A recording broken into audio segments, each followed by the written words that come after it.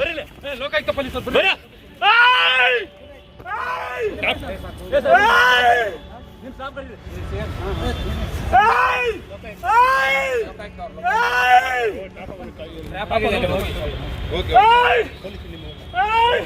ನಿಮ್ಮ ಸಿಬ್ಬಂದಿ ಕರೀರಿ ಸರ್, ನಿಮ್ಮ ಸಿಬ್ಬಂದಿ ಕರೀರಿ. ವೆಪನ್ ಎಲ್ಲ ಇದೆ.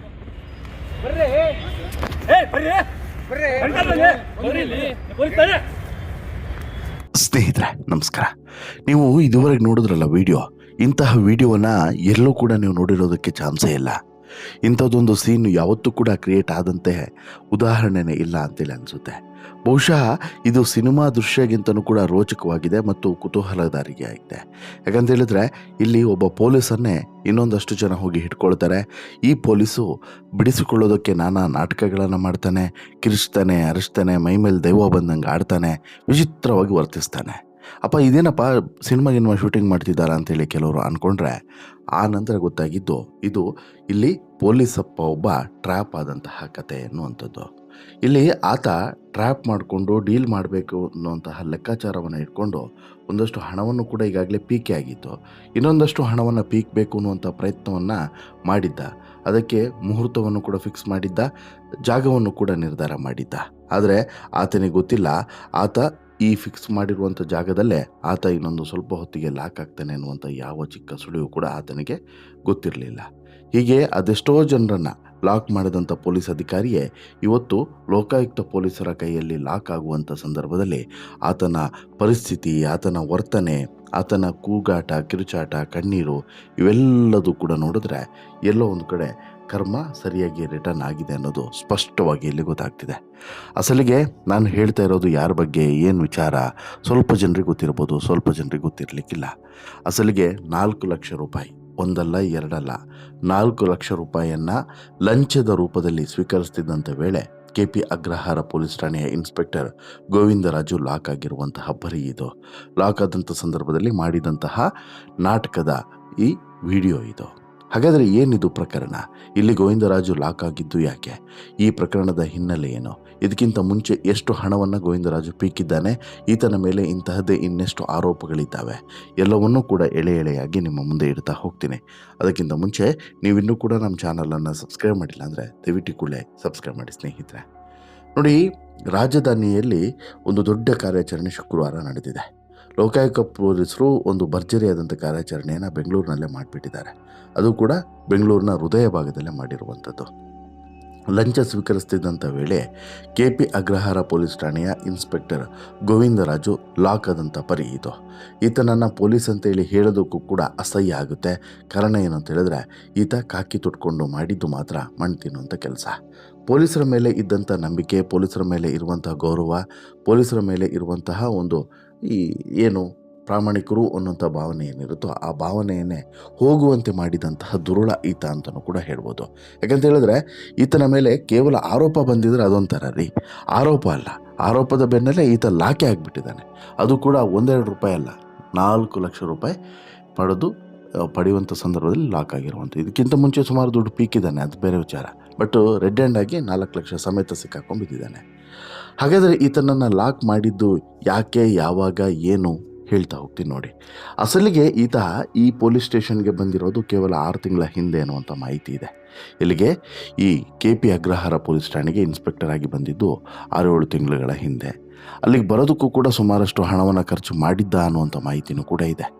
ಇದು ಓಪನ್ ಸೀಕ್ರೆಟು. ಟ್ರಾನ್ಸ್ಫರ್ಗೆ ಅಥವಾ ಯಾವುದೋ ಒಂದು ಪರ್ಟಿಕ್ಯುಲರ್ ಸ್ಟೇಷನ್ ಬೇಕು ಅಂತ ಹೇಳಿದ್ರೆ ಒಂದಷ್ಟು ಹಣವನ್ನು ಖರ್ಚು ಮಾಡಲೇಬೇಕಾಗ್ತದೆ. ಅದೇ ರೀತಿ ಈತನು ಕೂಡ ಖರ್ಚು ಮಾಡಿಕೊಂಡೆ ಈ ಸ್ಟೇಷನ್ನಿಗೆ ಬಂದಿದ್ದ ಅನ್ನುವಂಥದ್ದು. ಬಹುಶಃ ಈತ ಖರ್ಚು ಮಾಡಿದಂಥ ಹಣವನ್ನು ಮತ್ತೆ ದುಡಿಯೋದಕ್ಕೆ ಮುಂದಾಗಿದ್ದಂಥ ಈತ ಈ ರೀತಿ ಲಾಕ್ ಆಗ್ತಾನೆ ಅಂತ ಹೇಳ್ಬಿಟ್ಟು ಬಹುಶಃ ಕನಸು ಮನಸ್ಸಿನಲ್ಲೂ ಆಲೋಚನೆ ಮಾಡಿರಲಿಲ್ಲ. ಅಸಲಿಗೆ ಈತನನ್ನು ಲಾಕ್ ಮಾಡಿದ್ದೆಲ್ಲೋ ಅಂತೇಳಿ ಕೇಳಿದ್ರೆ ಬಹುಶಃ ಇನ್ನೂ ಕೂಡ ನಿಮಗೆ ಅಚ್ಚರಿ ಆಗ್ಬೋದು. ಯಾಕಂತ ಹೇಳಿದ್ರೆ ಇಲ್ಲಿ ಚಾಮರಾಜಪೇಟೆಯಲ್ಲಿ ಒಂದು CAR ಮೈದಾನ ಇದೆ ಗೊತ್ತಾ, ಪೊಲೀಸ್ ಟ್ರೈನಿಂಗ್ ಮೈದಾನ. ಇಲ್ಲಿ ಈತನನ್ನು ಟ್ರ್ಯಾಪ್ ಮಾಡಿದ್ದಾರೆ, ಈತನನ್ನು ಹಿಡಿದಿದ್ದಾರೆ. ಲೋಕಾಯುಕ್ತ ಪೊಲೀಸರು ಇನ್ಸ್ಪೆಕ್ಟರ್ ಗೋವಿಂದರಾಜನ್ನ ಲಾಕ್ ಮಾಡಿದ್ದು ಇಲ್ಲೇ. ಇದೇ ಜಾಗದಲ್ಲಿ ಈತ ಕಿರಿಚಾಡಿ, ಕೂಗಾಡಿ, ರಾಮಾಯಣವನ್ನು ಮಾಡಿ ಮೈಮೇಲೆ ದೆವ್ವ ಬಂದಂಗೆ ಮಾಡಿರುವಂತಹ ಒಂದು ದೃಶ್ಯಗಳು. ಬಹುಶಃ ಈತ ಈ ರೀತಿ ನಾಟಕಗಳನ್ನು ಮಾಡದೇ ಇದ್ದಿದ್ರೆ ಇಷ್ಟು ವೈರಲ್ ಆಗ್ತಿರಲಿಲ್ಲ. ಈತನೇ ಮಾಡಿಕೊಂಡಂತಹ ನಾಟಕ ಅಥವಾ ಈತನೇ ಅಲ್ಲಿ ಪ್ರತಿರೋಧವನ್ನು ವ್ಯಕ್ತಪಡಿಸುವಂಥ ಸಂದರ್ಭದಲ್ಲಿ ನಿರ್ಮಾಣ ಮಾಡಿದಂತಹ ಡ್ರಾಮಾ ಸೀನು ಇದೇ ಈಗ ಈತನ ವೈರಲ್ಗೂ ಕೂಡ ಕಾರಣ ಆಗಿದೆ. ಹಾಗಾದರೆ ಈ ಪ್ರಕರಣದ ಹಿನ್ನೆಲೆ ಏನು, ಇಲ್ಲಿ ಯಾಕೆ ಈತ ಲಾಕ್ ಆದ, ಇದು ವೆರಿ ಇಂಟ್ರೆಸ್ಟಿಂಗ್. ಈ ಪ್ರಕರಣ ಒಂದು ಹಣ ಹೂಡಿಕೆಗೆ ಸಂಬಂಧಿಸಿದಂತಹ ಮತ್ತು ವಂಚನೆಗೆ ಸಂಬಂಧಿಸಿದಂತಹ ಒಂದು ಪ್ರಕರಣ. ಇಲ್ಲಿ ಸಾಕಷ್ಟು ವಿಚಾರಗಳಿದ್ದಾವೆ. ಈ ಸಾಕಷ್ಟು ವಿಚಾರಗಳು ಯಾರ್ಯಾರು ಸುತ್ತ ಇದ್ದಾವೆ ಅಂತ ಹೇಳಿದ್ರೆ ಸಾಕಷ್ಟು ಜನ ಇದ್ದಾರೆ ಇದರಲ್ಲಿ. ಒಬ್ಬರು ಇಬ್ಬರು ಅಲ್ಲ, ಸಾಕಷ್ಟು ಜನ ಇದ್ದಾರೆ. ಸಾಕಷ್ಟು ಜನ ಈ ಹಣ ಹೂಡಿಕೆಗೆ ಸಂಬಂಧಪಟ್ಟಂತೆ ಒಂದು ವ್ಯವಹಾರ ಮಾಡ್ತಾರೆ. ಆ ವ್ಯವಹಾರಕ್ಕೆ ಹಣ ಹೂಡಿಕೆಗೆ ಸಂಬಂಧಪಟ್ಟಂತೆ ಮಾಡಿದಂಥ ಒಂದು ವ್ಯವಹಾರ, ಅದಕ್ಕೆ ಕೊಟ್ಟಂಥ ಹಣ ವಾಪಸ್ ಬರಲ್ಲ. ಆ ಸಂದರ್ಭದಲ್ಲಿ ಪೊಲೀಸ್ ಸ್ಟೇಷನ್ ಮೆಟ್ಟಿಲಿಗೆ ಈ ಪ್ರಕರಣ ಹೋಗ್ತದೆ. ಅಲ್ಲಿಂದ ಈ ಪ್ರಕರಣ ಬೇರೆ ದಿಕ್ಕನ್ನು ಪಡಿತಾ ಹೋಗ್ತದೆ. ಅಲ್ಲಿಂದ ಈ ಪ್ರಕರಣದಲ್ಲಿ ಈ ಇನ್ಸ್ಪೆಕ್ಟರ್ ಇನ್ವಾಲ್ವ್ಮೆಂಟ್ ಕೂಡ ಶುರುವಾಗ್ತದೆ. ಅಲ್ಲಿಗೆ ಈ ಇನ್ಸ್ಪೆಕ್ಟರ್ ಯಾವಾಗ ಇನ್ವಾಲ್ವ್ಮೆಂಟ್ ಆಗ್ತಾನೋ ಆಗ ಇಲ್ಲಿ ಡೀಲ್ಗಳು ಶುರುವಾಗುವಂಥದ್ದು. ಆದರೆ KP ಅಗ್ರಹಾರ ಪೊಲೀಸ್ ಠಾಣೆ ವ್ಯಾಪ್ತಿಯಲ್ಲೇ ನಡೆದಂಥ ಒಂದು ಚೀಟಿ ವ್ಯವಹಾರ. ಈ ಪ್ರಕರಣದಲ್ಲಿ ಇತ್ಯರ್ಥಪಡಿಸ್ಕೊಡಿ ಅನ್ನುವಂಥ ಕಾರಣಕ್ಕೋಸ್ಕರ ಅಥವಾ ದೂರುದಾರರಿಗೆ ಅನುಕೂಲವನ್ನು ಮಾಡಿಕೊಡುವಂಥ ನೆಪದಲ್ಲಿ ಇನ್ಸ್ಪೆಕ್ಟರ್ ಗೋವಿಂದರಾಜು ಲಂಚಕ್ಕೆ ಬೇಡಿಕೆ ಇಟ್ಟಿದ್ದ ಅನ್ನುವಂಥದ್ದು ಈಗ ಸಿಕ್ಕಿರುವಂಥ ಮಾಹಿತಿ. ಚೀಟಿ ವ್ಯವಹಾರದ ದೂರಿನಲ್ಲಿ ವ್ಯಕ್ತಿಯೊಬ್ಬರ ಹೆಸರಿಗೆ ಆರೋಪ ಪಟ್ಟಿಯನ್ನು ಸೇರಿಸುವುದಾಗಿ ಅಥವಾ ಸೇರಿಸದೇ ಇರೋದಕ್ಕೆ ಬೆದರಿಕೆಯನ್ನು ಹಾಕಿ ಹಣವನ್ನು ಪೀಡಿಸ್ತಿದ್ದ ಅನ್ನುವಂಥದ್ದು. ಈಗ ಈ ಪ್ರಕರಣದಲ್ಲಿ ಏನು ಮಾಡಿದ್ದಾನೆ, ಒಬ್ಬ ಆರೋಪಿ ಇದ್ದಾನೆ. ಆ ಆರೋಪಿ A5 ಆರೋಪಿ. ಈ A5 ಆರೋಪಿ ಏನು ಮಾಡ್ತಾನೆ, ಈ ಪ್ರಕರಣದಲ್ಲಿ ನನ್ನನ್ನು ಬಿಡಿ ಅಂತ ಹೇಳ್ಬಿಟ್ಟು ಈ ಇನ್ಸ್ಪೆಕ್ಟರ್ ಜೊತೆಗೆ ಡೀಲಿಗೆ ಕೂರ್ತಾನೆ. ಆ ಸಂದರ್ಭದಲ್ಲಿ ಈತನನ್ನು A5 ಬಿಡೋದಕ್ಕೋಸ್ಕರ ಒಂದಷ್ಟು ಹಣವನ್ನು ಡಿಮ್ಯಾಂಡ್ ಮಾಡ್ತಾನೆ. ಹಣವನ್ನು ಡಿಮ್ಯಾಂಡ್ ಮಾಡಿದಂಥ ಸಂದರ್ಭದಲ್ಲಿ ಫಸ್ಟಿಗೆ ದೊಡ್ಡ ಅಮೌಂಟನ್ನು ಡಿಮ್ಯಾಂಡ್ ಮಾಡ್ತಾನೆ. ಬಟ್ ಆ ಸಂದರ್ಭದಲ್ಲಿ ಸ್ವಲ್ಪ ಕಷ್ಟ ಆಗುತ್ತೆ ಅಷ್ಟು ಹಣವನ್ನು ಕೊಡೋದು ಅಂತೇಳಿ ಹೇಳಿ ಸ್ವಲ್ಪ ಕೊಡ್ತೀನಿ ಅಂತಲೂ ಕೂಡ ಹೇಳ್ತಾರೆ. ಅದರ ಒಂದು ಭಾಗವಾಗಿ ಸುಮಾರು 1.5 ಲಕ್ಷ ರೂಪಾಯಿಯನ್ನು ಕೊಟ್ಟಿದ್ದಾರೆ ಅನ್ನೋದು ಕೂಡ ಮಾಹಿತಿಯಾಗಿ ಸಿಗ್ತಾ ಇದೆ. ಅಂದರೆ ಇಲ್ಲಿ ಏನಾಗುತ್ತೆ ಅಂತ ಹೇಳಿದ್ರೆ, ದೂರುದಾರ ಮೊಹಮ್ಮದ್ ಅಕ್ಬರ್ ಅಂತೇಳಿ ಈತನು ಕೂಡ ಈ ಇನ್ವೆಸ್ಟ್ಮೆಂಟ್ನಲ್ಲಿ ಇರ್ತಾನೆ. ಈತನು ಕೂಡ ಇನ್ವೆಸ್ಟ್ಮೆಂಟನ್ನು ಮಾಡಿರ್ತಾನೆ. ಈತನಿಗೆ ಇಲ್ಲಿ ಇವರು ಈ ಆರೋಪ ಪಟ್ಟಿಯಿಂದ ತೆಗೆಯೋದಕ್ಕೋಸ್ಕರ ಡೀಲನ್ನು ಮಾಡಿಕೊಳ್ಳುವಂಥದ್ದು. ಇದಕ್ಕಿಂತ ಮುಂಚೆ ಸುಜನ್ ಅನ್ನೋರ ಮನೆಗೆ ಹೋಗಿ ಅಲ್ಲಿ ಹೆದರಿಸಿ ಪದರಿಸಿ ಆ ಸಂಬಂಧ ವೀಡಿಯೋಗಳನ್ನು ಮಾಡಿರೋದು ಎಲ್ಲದೂ ಕೂಡ ಇದೆ. ಅಲ್ಲೂ ಕೂಡ ಹೋಗಿ ಆವಾಜನ್ನು ಹಾಕಿ ನಿನ್ನ ಎತ್ಕೊಂಡು ಹೋಗ್ತೀನಿ ಹಾಗೆ ಅಂತ ಹೇಳಿ ಅಲ್ಲೂ ಸ್ವಲ್ಪ ದುಡ್ಡನ್ನು ಪೀಕಿದ್ದಾರೆ ಅನ್ನೋಂಥ ಮಾಹಿತಿ ಇದೆ.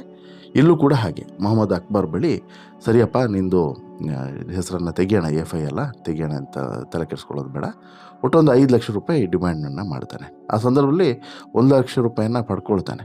ಉಳಿದಂಥ 4 ಲಕ್ಷ ರೂಪಾಯಿ ಪಡೆಯೋದಕ್ಕೋಸ್ಕರ ಈ ಗ್ರೌಂಡಿಗೆ ಬರ್ತಾನೆ. ಇವ್ಗೆ ಗ್ರಾಚಾರ ಕೆಟ್ಟಿತ್ತು. ಯಾಕೆಂತ ಹೇಳಿದ್ರೆ ಈತನು ಕೂಡ ಅಕ್ಬರ್ ಕೂಡ ಮೊದಲಿಗೆ ಏನು ಮಾಡ್ತಾನೆ, ಇಲ್ಲ ಒಳ್ಳೆ ರೀತಿಯಲ್ಲೇ ಇದನ್ನು ಮುಗಿಸ್ಬೇಡ ಅಂತೇಳಿ ಅಂದ್ಕೊಳ್ತಾನೆ. ನಂತರ ಆತನಿಗೂ ಕೂಡ ಅರ್ಥ ಆಗುತ್ತೆ, ಇಲ್ಲ ಇದು ಹೀಗೆ ಬಿಟ್ಟರೆ ಸರಿ ಹೋಗೋದಿಲ್ಲ ಅನ್ನೋದು ಗೊತ್ತಾಗುತ್ತೆ ಮತ್ತು ಇದಿಲ್ಲಿಗೆ ನಿಲ್ಲೋದು ಇಲ್ಲ ಅನ್ನೋದು ಅನುಮಾನ ಈತನಿಗೆ ಮೂಡುತ್ತೆ.